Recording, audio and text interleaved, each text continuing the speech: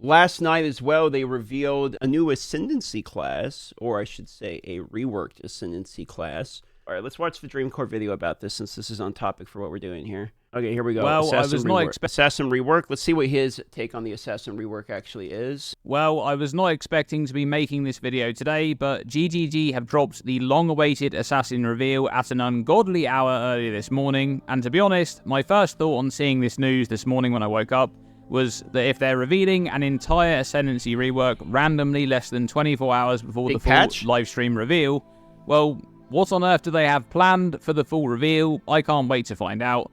And it's not long until we all do, but for now, we finally have the Assassin rework. You kind of wish there was a different Ascendancy. Well, they said in the tweet, like, check out tomorrow to see if there's any other Ascendancy. Like, why would they say that unless they're doing this to, like, multiple? It sounds to me like they are doing multiple. 3.27 is finally getting it done. And let's get straight into it, beginning with Mistwalker, a 2-point branch notable. This node already existed before, but it's getting a big buff, as it now has 100% increased effect of Elusive instead of 50%. So Elusive is a buff that grants 30% increased movement speed and 15% chance to avoid damage from hits. But the buff decays over time and cannot be replaced until it fully decays and expires and is... It's hard to tell how much I like chance to evade on hit. Like, I think that sounds pretty good. Like, that almost sounds like a passive block, you know what I mean? That sounds pretty good, but then is it going to stop me from dying? Like, remove from you. So with this node, you'll have access to gaining the buff, and it will start at a baseline of 60% increased movement speed and 30% chance to avoid damage from hits. Note that Nightblade support exists, and at its maximum effect, this node would be granting a bonus 138% critical strike multiplier on a level 20 Nightblade gem, which is a lot. And there's also this Anoint Only notable, which was only added to the game back in 3.25. This essentially means your Elusive buff is providing stronger bonuses to you more often, but it's also lingering a bit longer, so some of the weaker stages of that buff are also going to be lasting a bit longer. So it's a bit of a trade-off there, but it gets removed earlier and you're able to then reapply it. Next up, we have an entirely new notable, another 2-pointer, Shadowed Blood. Now, this node... This is either going to be completely dog shit or OP as fuck. I'm not sure which one. I'm going to lean on this. Looks pretty good. Is pretty awesome. 40% of physical damage taken recouped as life and unaffected by damaging ailments. Now, the second modifier here, unaffected by damaging ailments, is the most beneficial version of a modifier like this, because those damaging ailments, that being bleeding, ignite, and poison, can still be inflicted on you and will persist on you as normal, but they do not deal any damage to you. Oh, you know what? I didn't think about bleeding. Bleeding is actually one I've died to a lot. When I was thinking elements, I'm like, do I really die to ignite or poison? Like, I don't really ever die to those, but bleeding, bro, I've lost a lot of hardcore characters to bleeding, actually. So yeah, no, I forgot about bleeding. So you can do some self-ailment shenanigans with this new notable to benefit from some strong bonuses. Oh yeah, such true. As Moku's Embrace or Apep's Slumber and the Golden Rule. There's also the Fulcrum to allow you to reflect ignites back to you, which you can then proliferate to other monsters. However, on reading this node, one of the first things that came to my mind was Dissolution of the Flesh. This is a jewel that completely changes how incoming damage interacts with your life. Okay, let's see. Removes all energy shield. Life that would be lost by taking damage is instead reserved until you take no damage to life for 2 seconds. 20 to 30% more maximum life. And instead of losing life from taking damage, you now reserve that life instead for a period of time. And one of the huge problems with Dissolution of the Flesh is incoming damage over time. Damaging ailments, debuffs, and ground effects primarily. True, okay, good point. This node allows you to immediately solve part of that problem by removing damaging ailments from the equation entirely. And on top of that, there's also the recoup portion of the node, which is very good in combination with Petrified Blood, which is another staple of Dissolution of the Flesh builds because of how those mechanics interact with each other. Let's see here. And hold on, let's look at Petrified Blood. Never really ran Petrified Blood. Life recovery other than Flask cannot recover life to above low life. While taking damage from hits, 40% of life lost below half-life is prevented. Then 100 to 81% of life lost prevented this way is lost over 4 seconds.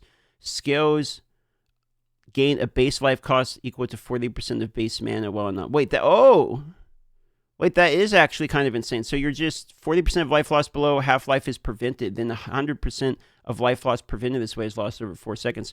So you're just straight up negating a portion of it, turning it into a dot effectively, and then you can recoup out the dot, right? With each other. Okay. And I expect Shadow Blood won't be used all that often in the majority of Assassin builds, but it will find its way into some niche setups that really do take advantage of it. Now we move on to the multi-notable branches, beginning with Toxic Delivery and Infused Toxins.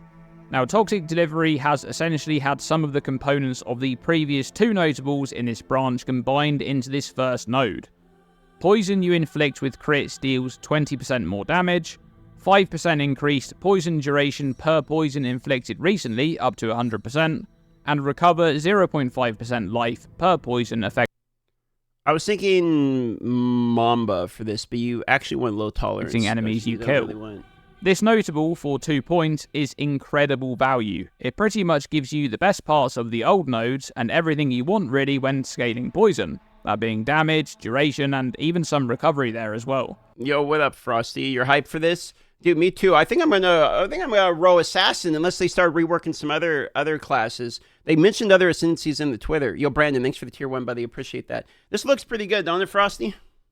You playing this? Do note that the old Assassin had several instances of added base critical strike chance, which is now gone, but I think the power of these new nodes more than makes up for that.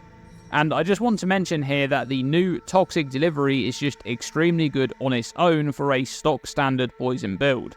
If you don't want to interact with non-chaos or physical damage types, you can just take this node and ignore the next one in the branch and it's still going to be very strong.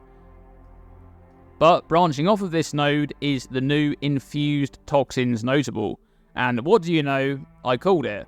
All damage from hits can poison. This is the modifier that the Ruthless version of Assassin has had for a while, and it was always very strange that such a powerful modifier only existed on the Ruthless version of an Ascendancy. But now here it is. I actually didn't realize that Ruthless had its own like bonuses in Ruthless.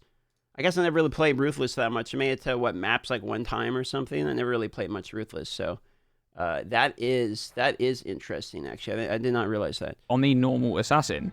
This is extremely strong, and it immediately enables so many builds. But hey, Scorpius. Thanks for the raid, man. How you doing? Nice to see you. Ready for the league? But do take note of the wording on this modifier. All damage from hits can poison, not all damage from hits poisons. This means that you still need to invest into poison chance, which is actually quite a big difference compared to the old version of Assassin that gained a significant amount of poison chance from this branch, which is now gone. Now, one of the more popular poison builds in more recent patches has been Poison Spark, which you can now enjoy on Assassin using this node. No need for any special interactions, this node will allow for just that. Yeah, this is what everyone in chat started mentioning when they saw this, as well as on Twitter, people were mentioning this also. I think Neversink mentioned this as well.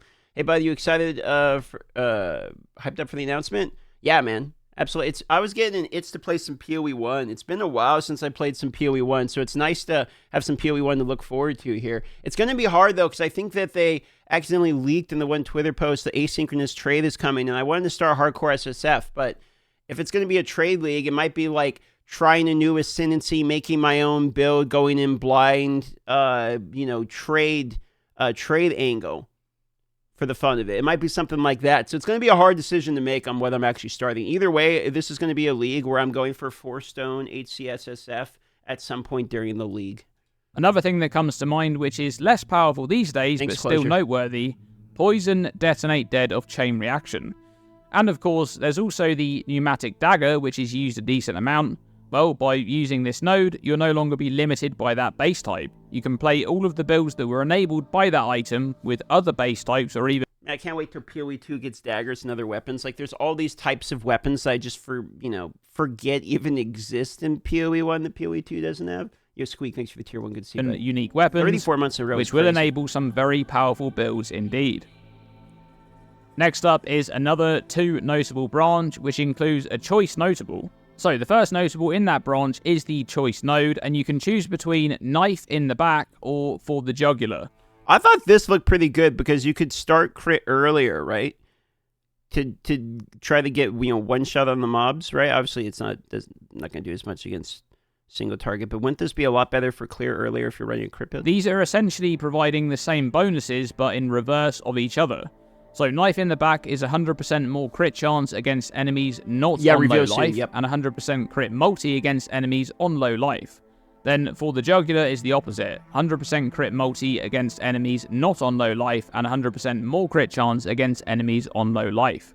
Do I think they might announce WASD tonight? I don't expect it. If they do announce WASD tonight, that would be absolutely insane. However, if you're going to make me a betting man, I would be betting on it's not being announced today, just due to some of the things they said about what's in the way before it actually ends up coming. And both of these nodes also have the modifier critical strikes have culling strike. Note that low life in PoE 1 is 50% of maximum life. Okay, so the stronger modifier here is likely the 100% more crit chance, as this is a multiplier on your crit chance, which would mean that if you only have your crit chance scaled to 50% before this node's factored in, it would then bring it up to 100% after the node is factored in.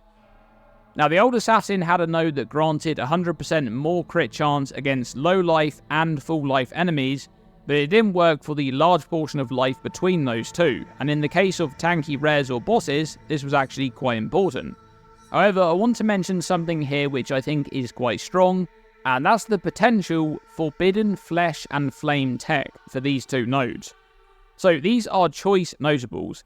The only other example we have of choice notables with Flesh and Flame jewels in current PoE is the Ascendant. And on the Ascendant, you're actually able to select an Ascendancy option and then use a Flesh and Flame jewel combination to activate another choice node from the same branch. Wait, that's insane. So, for example, you can select Juggernaut and gain those bonuses from the Juggernaut choice node, and then you can use a Flesh and Flame jewel to gain the bonuses from the Berserker node too. Wait, that's insane. It works like that? Based on this interaction, you should be able to do the same on the new Assassin. You should be able to... Isn't that fucking crazy? Select one of these two choice nodes, and allocate the other one using Flesh and Flame jewels, which would mean that you just have 100% more crit chance and 100% crit multi all of the time against all enemies, because you'll have both of those bonuses active at once. Which is obviously incredibly powerful. That would mean that you literally only need to reach 50% crit chance to cap out your crit chance at 100%, and it's a big damage boost too with the 100% crit multi. That would be quite powerful, and based on what we know right now with how the Ascendant nodes interact, it would seem that that may be possible in 3.27. I mean, that seems pretty good. You would have like perma 100% bonus crit chance, basically. Yo, Drac with the Prime, thank you, boys. Appreciate all the support there. A lot of subs today. Drops are at noon PST, otherwise known as 3 p.m. EST. That's when the reveal begins as well. It is for 3.27. It is the full league reveal today, as a matter of fact. So big day for sure. Now, the notable branching off of this choice node is Opportunistic, which did already exist on the old Assassin and hasn't changed all that much. Damage from your crits cannot be reflected, 25% more damage while there's at most one rare or unique enemy nearby, and 35% less damage taken while there's at least 2 rare or unique enemies nearby. Everything is the same on this node except the last line, which used to be 20% reduced damage taken and is now 35% less damage taken. If this says 1, if this was 1, this would be insane. Something to note there is that in the very rare case where you may have been trying to do some reduced damage taking stacking shenanigans, this may be a bit of a nerf, as reduced damage taken is additive with other modifiers to this stat, whereas less damage taken is multiplicative. However, for the very large majority of cases, this is absolutely a buff. However, this is a 4-point notable on the new Assassin, where it used to be a 2-pointer. And I think this is actually quite important to mention, because Opportunistic is one of the weaker nodes on this reworked Ascendancy, mostly because while the stats that it grants are quite strong, especially the less damage taken, 35% is a lot, they're situational, and situational defenses really suck. Agreed. You also need to spend more points to get here. On the old Assassin, you may have taken this node on a generic build because of the Reflect immunity and some situational bonuses that were quite nice for 2 points. But if you're not taking the first choice node, then you're never spending 4 points to get Reflect immunity. There's just better options available to you. Okay, let's move on to the final branch, which is 3 notables. Firstly, Unstable Infusion, which is almost exactly the same as before, just ever so slightly buffed. 15% chance to gain a power charge on crit, and 30% on non-crit, and then +1 to maximum power charges. This used to be 10% and 20% chance, so that's a very small buff. And coming off of this notable is now 2 different notable options instead of the previous one. And the old one, which used to scale stats that you gain from power charges, is now completely gone. Firstly, we have Mystical Infusion.